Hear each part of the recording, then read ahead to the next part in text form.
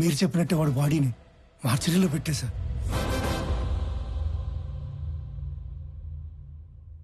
అందరికీ నమస్కారం. శ్రీ నందగోపాల్ చక్రవర్తి మా అన్నయ్య పీపుల్ మార్ట్ కంపెనీ స్థాపించి వచ్చిన ఆదాయంలో 50% పైగా కార్పొరేట్ స్థాయిలో ఉచిత విద్య వైద్యం అందిస్తున్న సంగతి మీ అందరికీ తెలుసు. ఈ రోజు ఆయన సేవలను గుర్తించి భారత ప్రభుత్వం పద్మశ్రీతో గౌరవించినందుకు సంతోషిస్తున్నాను. ఆయన తమ్ముడినైనందుకు గర్వపడుతున్నాను. ఇప్పుడు అన్నయ్య మాట్లాడతారు. Good morning everybody. అందరిలాగే నేను ఒకప్పుడు నాకెందుకు సక్సెస్ రావటం లేదు అని, why am I not successful అని బాధపడిన వాణ్ణే. మరేం చేస్తే సక్సెస్ వచ్చిందో తెలుసా?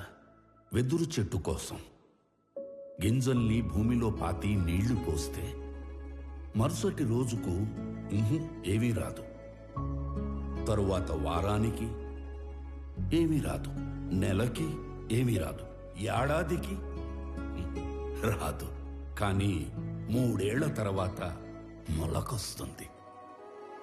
ఆ తర్వాత అది ఎదగడం మనం అలా చూడాలి. ఆ 3 ఏళ్ళు లోపల అది ఏం చేస్తుందో తెలుసా?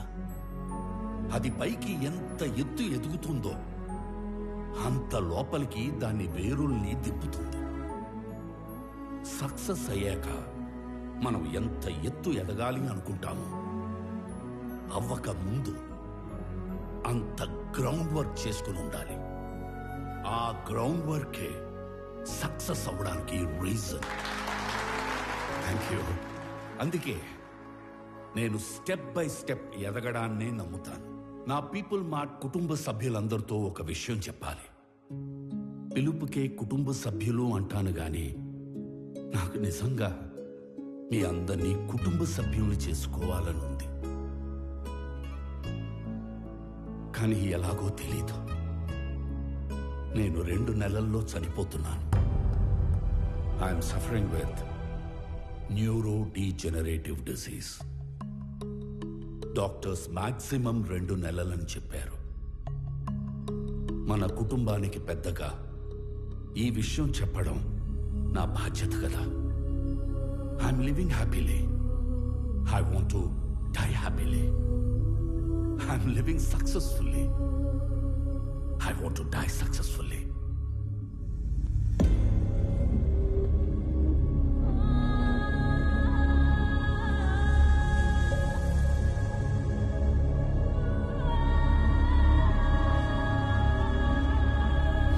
Sir, please, sir, please. కష్టపడి కట్టుకున్న కంపెనీ సార్. 15 years కష్టం సార్. వదిలేండి సార్ ప్లీజ్. అన్నా చెప్పన్నా, నువ్వైనా చెప్పన్నా ప్లీజ్ అన్నా. వదిలేనా చెప్పన్నా. అలా ఎలా అడుక్కోమనిపిస్తుందిరా? కాపాడుకోలేని వాడు కింగ్ ఎలా అవుతాడు? Am I right?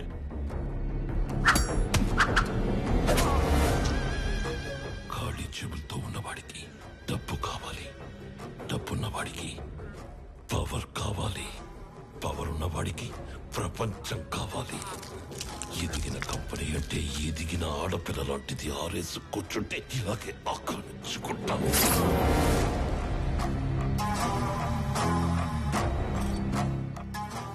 భారత ప్రభుత్వ పద్మశ్రీ అవార్డు గ్రహీత నందగోపాల్ చక్రవర్తి తన పీపుల్ స్మార్ట్ కంపెనీలోని కార్మికులందరికీ కూడా 50% షేర్స్ పంచాలని ఉందని చెప్పారు. నా పీపుల్ మార్ట్ కుటుంబ సభ్యులందరికీ ఒక విషయం చెప్పాలి. 2 నెలల్లో షేర్స్ అన్ని కంపెనీలో పనిచేసే ప్రతి ఒక్కరికి సమానంగా పంచి మిమ్మల్ని అందరినీ నా కుటుంబ సభ్యులుగా చేసుకుంటాను. ఈసారి ఆక్రమించుకోవడానికి రాజ్యం కాదు, ఒక ఎంపైరే దొరికింది. అథర్వా, 2 నెలల్లో వస్తున్న నీ బర్త్డేకి ఏం గిఫ్ట్ ఇవ్వాలా అని చూశాను. Correct gift దొరికేసిందిరా.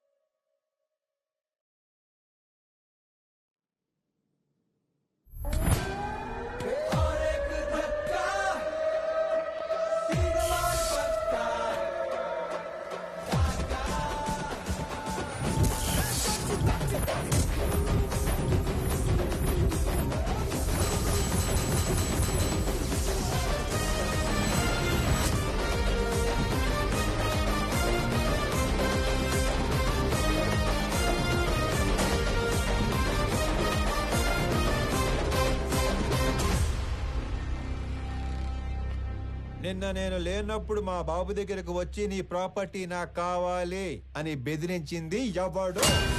నేనే నేనే కంగారు పడి కమిట్ అయిపోకుండా రోయ్. ఇప్పుడు నేను ఒక రౌండ్ వేసుకుంటాను. ఆ తర్వాత ఇదే ఫ్లోలో నేను కాదు అంటారు. కాబట్టి చెప్పేటప్పుడు ఒక్కసారి ఆలోచించి చెప్పండి. తర్వాత కొట్టేటప్పుడు నేను అస్సలు ఆలోచించను. అసలు నువ్వు ఎవడి ఏరియాకి వచ్చి రౌండ్ వేసుకుంటానంటున్నావురా నిన్ను?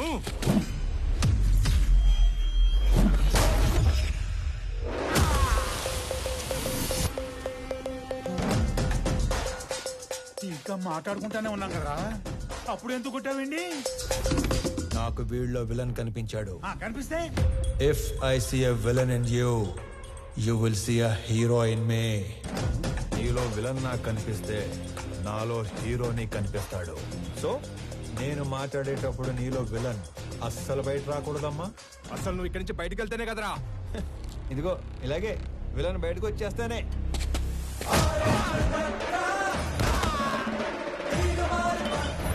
ఇలా హీరో చేస్తాడు. అదిగో నీలో కూడా విలన్ బయటకు వచ్చేసాడు.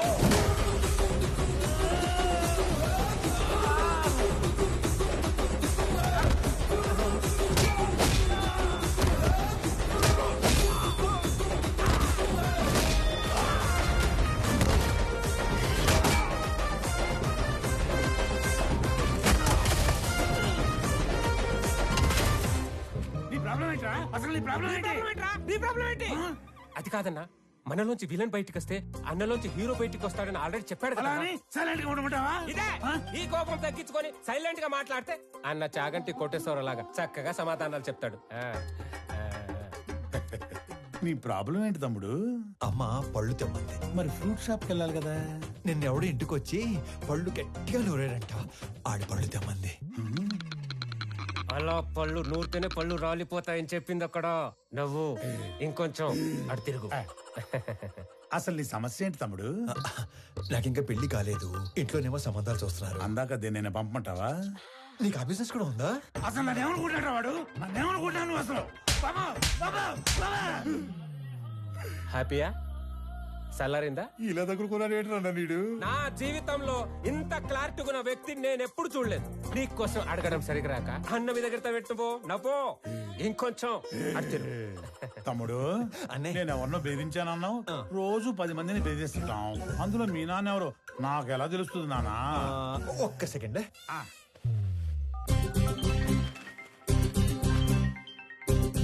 నానోయ్ రౌండ్ అయిందా? అయింది. ఎంటర్టైన్మెంట్ రౌండ్ నడుస్తుంది. అంతేగా? అంతే అంతే. నాకు చూపించు. ఇదిగో. అచ్చా నువ్వు ఈడి కొడుకువా? నీ ఫ్యామిలీ మొత్తాన్ని చంపైనా సరే ఆ ఇల్లు లాక్కుంటాం. వచ్చేసాడు. మీ అందులోని విలన్ వచ్చేసాడు. ఒక నీలో తప్ప అందులోని విలన్ వచ్చాడు. ఇక నాలో హీరో బయటకు వచ్చేస్తాడు. పట్టుకో.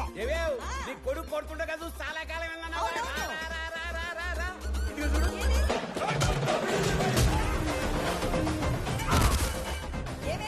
మీ అన్నయ్య కొట్టడం చూసి చాలా కాలం అయిందన్నావుగా.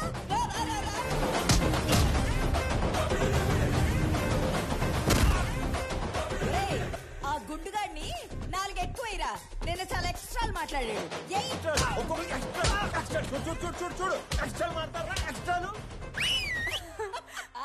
మీరు ఊరుకోండమ్మా. ఈ క్లాస్ పిల్లల్ని రెచ్చగొడుతున్నారు. మాకేమైనా అయిందంటే ఆరోగ్యశ్రీ కార్డులు కూడా లేవు తెలుసా? మరి అలాంటప్పుడు ఆర్జం ఎందుకు పెట్టుకున్నావు? ఆడసలే తేడాగాడు. ఆడే రెచ్చగొడతాడు, ఆడే కొడతాడు. ఏం చేస్తాం? మా టైం బాగాలే పెట్టుకున్నాం. అమ్మో టైం అంటే గుర్తుకొచ్చింది. ఒరే ఆఫీస్కి వెళ్ళవా? టైం అయింది. మర్చిపోయాను. అదొకటి ఉంది కదా. ఇంకో చిన్న వార్నింగ్ ఇచ్చి బయలుదేరతానే. మా నాన్న ఒకటే చెప్పాడు. ఏమని? ఏదైనా గొడవ వస్తే అస్సలు ఆలోచించకుండా ఎరగదీసేమన్నాడు. నేను కామన్ మ్యాన్ కదా. ఇది సరిపోద్దిగా? సరిపోయింది. నవ్వుతూ చెప్పు. సరిపోయింది. ఇంకో సరిపోయిందిగా. Good bye. ఇందాక అమ్మకి వార్నింగ్ ఇస్తానన్నాను గానీ నాకు ఈ డైలాగులే చెప్పి భయపెట్టడం పెద్దగా రాదు.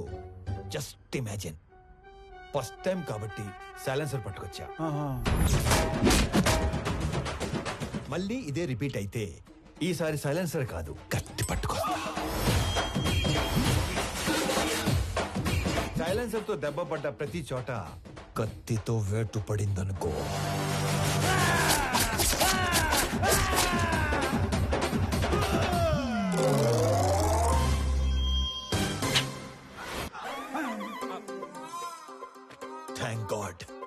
పట్టుకురాలేదు కాబట్టి నీ చేతులు ఇంకా నీతోనే ఉన్నాయి. ఇవి నీకే బాగున్నాయి.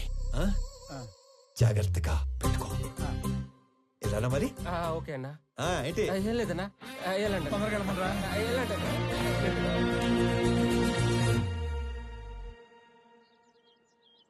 ఆనంద్ ఎక్కడా? రెడీ అవుతున్నాడు.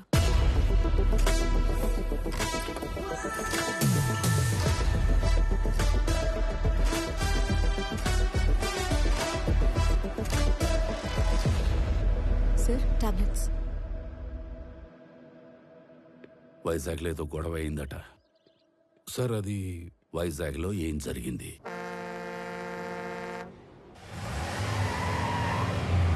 హైదరాబాద్ నుంచి సర్వే చేసేలాగా సర్వేలెన్స్ పెట్టించాను. ఆల్రెడీ లైన్స్ తీసుకున్నాం సార్. కనెక్ట్ చేయడం ఒకటే బ్యాలెన్స్. మీరు ఒకసారి వెరిఫై చేస్తే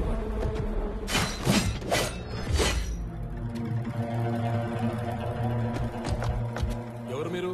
నీ 200 ఎకరాల్లోకి వస్తేనే ఎవరు నువ్వు, ఎవరు రానిచ్చారు అని అడుగుతున్నాడు. 682 చదరపు కిలోమీటర్లున్న నా వైజాగ్ కాన్స్టిట్యున్సీలోకి వచ్చి 1000 మందికి ఉద్యోగాలు, 100 కోట్ల ప్రాజెక్టు కడుతుంటే ఏరియా ఎక్స్ఎమ్మెల్యేని నేను అడగొద్దా ఎవరు నువ్వు, ఎవరు రానిచ్చారు అని? ప్లీజ్ సార్, గొడవ చేయకండి, కూర్చొని మాట్లాడుకుందాం. నేను మాట్లాడడానికి వచ్చాను కాబట్టే నా మనుషులు ఇంకా వెనకే ఉన్నారు, మీరింకా బతికే ఉన్నారు. అది కాదు సార్, నేను చెప్పింది కూర్చోబెనండి. నేను చెప్తున్నాను, నువ్వు వినో. ఈ కంపెనీ ఇక్కడున్నంత కాలం బిజినెస్ లో 10% నాకివ్వాలి. సార్, ఇది కొన్ని వేల మంది కష్టం. దీన్ని ఎవరికి ఊరికే ఇచ్చి వాళ్ళ కష్టాన్ని అవమానించలేను. I'm sorry sir. 50 మందా? వీడు అసలే ఎవరి మీద చేయి కూడా ఎత్తాడు. ఎలా బయటపడ్డాడు అసలు? మా నాన్న ఒకటే చెప్పారు, ఇద్దరి మధ్య గొడవ వస్తే ముందుకెళ్ళి కొట్టేవాడు కామన్ మ్యాన్ అవుతాడు, టేబుల్కి అటు ఇటు కూర్చొని ప్రాబ్లం సాల్వ్ చేసుకునేవాడే బిజినెస్ మ్యాన్ అవుతాడు. నా కంపెనీలో 10% లాభాలు అడుక్కోవడానికి వచ్చిన వాడి కోసం ఆ కంపెనీ ఓనర్ని చంపడానికి వచ్చే అంత తెలివి తక్కువ వాళ్ళు కాబట్టే వాడి మిమ్మల్ని పనిలో పెట్టుకున్నాడు. ఏ మాత్రం తెలివి ఉన్నవాడైనా 100 రూపాయలు సంపాదించే వాడి వైపు ఉంటారా, అందులో 10 రూపాయలు అడుక్కోవడానికి వచ్చిన వాడి వైపు ఉంటారా? అండ్ ఆఫ్ కోర్స్ మిమ్మల్ని పోషిస్తాడు కాబట్టి. అది ఎప్పటి వరకు? మీకు రేపు 40-50 ఏళ్ళు వచ్చి ఒంట్లో బలం తగ్గాక అప్పుడు కూడా పోషిస్తాడా? మీకు ఇదంతా మానేసి ఏదో పని చేసుకోవాలని ఉంటుంది, కానీ మీ బ్యాక్గ్రౌండ్ చూసి ఎప్పుడూ పని ఇవ్వడం. నేనిస్తా. మీరు గౌరవంగా బతుకుతాను అంటే నా కంపెనీలో మీ అందరికీ ఉద్యోగాలు నేనిస్తాను. రోజు 8 గంటలే పని. వాడిలా ఎప్పుడు పడితే అప్పుడు పిలవను. ఇలాంటి వాటికి అస్సలు పిలవను. 60 ఏళ్ళ దాకా పని, దాటాక పెన్షన్. చచ్చేదాకా ఎవ్వడి మీద డిపెండ్ అవ్వక్కర్లేదు. నా కంపెనీకి డెలివరీ బాయ్స్ కావాలి. ఈ ఏరియాలో అణువు తెలిసిన మీకంటే క్వాలిఫైడ్ ఇంకెవరుంటారు? ఆలోచించుకోండి. నాతో కలిసి పని చేయాలనుకుంటే మీలో ఉన్న రౌడీని చంపి నాతో రండి. కాదు, వాడి కిందే పని చేద్దాం అనుకుంటే నన్ను చంపి లోపలికి వెళ్ళండి. వాడేంటో కథలు చెప్తుంటే వింటారేంట్రా? ఏసేయండ్రా.